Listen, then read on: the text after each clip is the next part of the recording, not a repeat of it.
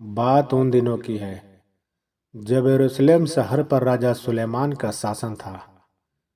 हर दिन राजा अपने महल में दरबार लगाते थे, जहां से राजकाज चलाते थे और प्रजा के विवादों का बड़ी बुद्धिमानी से न्याय किया करते थे। एक दिन दो भाई राजा के दरबार में आए। उनके पिता का हाल ही में निधन हुआ था।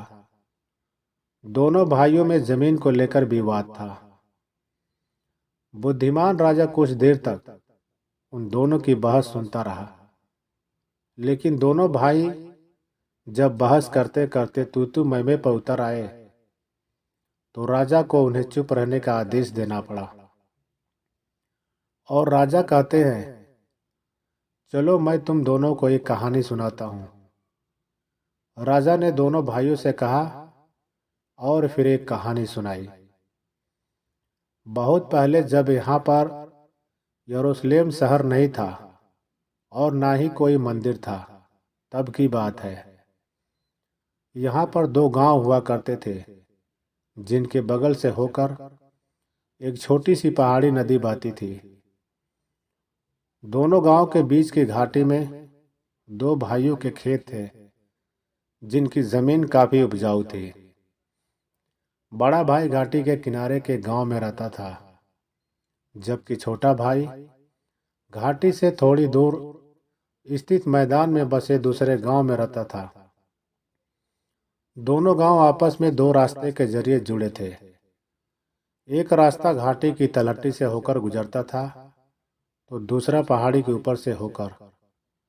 दोनों भाई रहते भले ही अलग अलग गांव में थे, लेकिन खेती साझा ही करते थे। वे अपने खेतों में एक साथ मिलकर मेहनत करते और अंत में जो पैदावार होती उसे आधा आधा बांट लेते। फिर एक दिन बड़े भाई की शादी हो गई और अगले कुछ ही सालों में उसने 3-4 बच्चे भी पैदा कर लिए। बड़े भाई का परिवार अब बड़ा हो गया, लेकिन फिर भी खेती से इतना मिल जाता था कि गुजारा हो जाता था। वहीं छोटे भाई की शादी हुई ही नहीं, या शायद उसने की ही नहीं। कहने का मतलब उसका परिवार नहीं बढ़ा, वह अकेला ही रहा। एक बार गर्मी में फसल अच्छी हुई। दोनों भाइयों को 20-20 बोरे अनाज मिल गया, जिसे उन्होंने अपने अपने गोदाम में ले जाकर रखवा दिया। खेती के काम से फुर्सत मिली तो एक दिन बड़े भाई को छोटे भाई का ख्याल आया।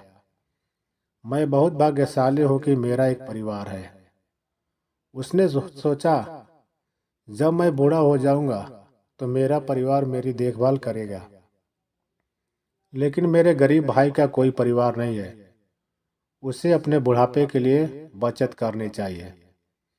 मुझसे ज़्यादा उसे इस अनाज की ज़रूरत है। उसने अपने छोटे भाई को एक आश्चर्यजनक भेंट देने का फैसला किया। शाम होने के बाद जब अंधेरा छा गया तो उसने अपने गोदाम में से 3 बोरी अनाज निकाला और उन्हें गधे पर लाद कर पहाड़ी के रास्ते छोटे भाई के गोदाम में ले जाकर रख दिया। यह सब उसने इतने दबे पांव किया कि छोटे भाई तो क्या, किसी को भी कानो कान खबर नहीं हुई। सुबह छोटा भाई जब इस भेंट को देखेगा तो उसे अवश्य बहुत खुशी होगी, उसने सोचा।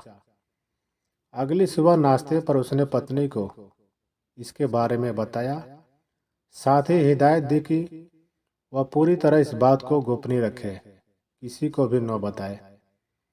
लेकिन पत्नी ने जो कहा उसे सुनकर वह चौंक गया। पत्नी बोली, लगता है तुमने सपना देखा है। मैं अभी गोदाम में से ही आ रही हूँ। वहाँ तो एक भी बोरी अनाज कम नहीं हुआ है।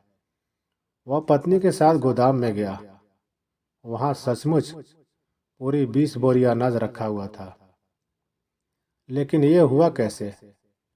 वह तो खुद 3 बोरी अनाज अपने गोदाम से उठाकर छोटे भाई के गोदाम में रख कर आया था।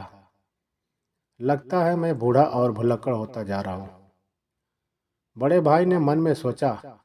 लेकिन आज मैं सचमुच 3 बोरी अनाज छोटे भाई के गोदाम में रख कर आऊंगा। उस रोज शाम को अंधेरा घिरने के बाद और फिर 3 बोरी अनाज गधों पर लाद कर घाटी के रास्ते छोटे भाई के गांव में पहुंचा और चुपचाप उसके गोदाम में रख कर आ गया। लेकिन अगली सुबह जब वो अपने गोदाम में गया तो फिर से आश्चर्य में पड़ गया, क्योंकि वहां पूरी 20 बोरी अनाज जैसा कि तैसा रखा हुआ था। एक भी बोरी कम नहीं हुई थी। उसका दिमाग चक्कर खाने लगा। उधर 3 दिन पहले जब छोटे भाई ने खलिहान से ले जाकर अनाज को अपने गोदाम में उतारा था, तो बड़े भाई के बारे में सोचा। उसे कितने बड़े परिवार को खिलाना पड़ता है, उसके घर में अनाज कम पड़ जाता होगा। मेरा क्या है, अकेला आदमी हूँ, इतने अनाज का क्या करूँगा। ऐसा सोचकर जिस रात बड़ा भाई पहाड़ी के रास्ते उसके गोदाम में 3 बोरे अनाज रखे गया था, उसी समय वह घाटी के रास्ते से आकर बड़े भाई के गोदाम में चुपचाप 3 बोरी अनाज रख गया। लेकिन सुबह जब उसने अपने गोदाम में जाकर अनाज की बोरियां गिनी, तो उनमें एक भी बोरी कम नहीं हुई थी, क्योंकि बड़ा भाई उसके गोदाम में चुपचाप 3 बोरियां रख गया था। दूसरे रोज भी फिर वही किस्सा हुआ। बड़ा भाई एक रास्ते से छोटे भाई के घर अनाज लेकर गया, तो दूसरे रास्ते से छोटा भाई बड़े भाई के घर अनाज लेकर पहुंचा। इसलिए दोनों के घर अनाज की बोरियां कम नहीं हो रही थी।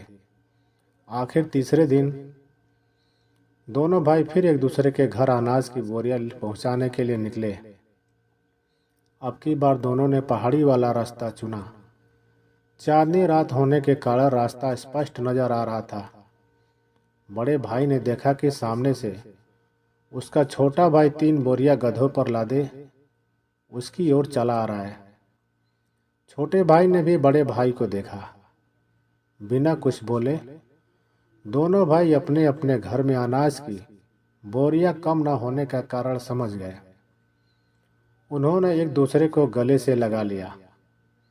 आंखों से प्रेम आंसुओं की धारा बह निकली। पहाड़ी का वो स्थान जहां दोनों भाई मिले थे, वहीं उस यरूशलेम शहर की नींव पड़ी। जिस स्थान पर दोनों भाई मिले थे, वहां एक पवित्र मंदिर बना।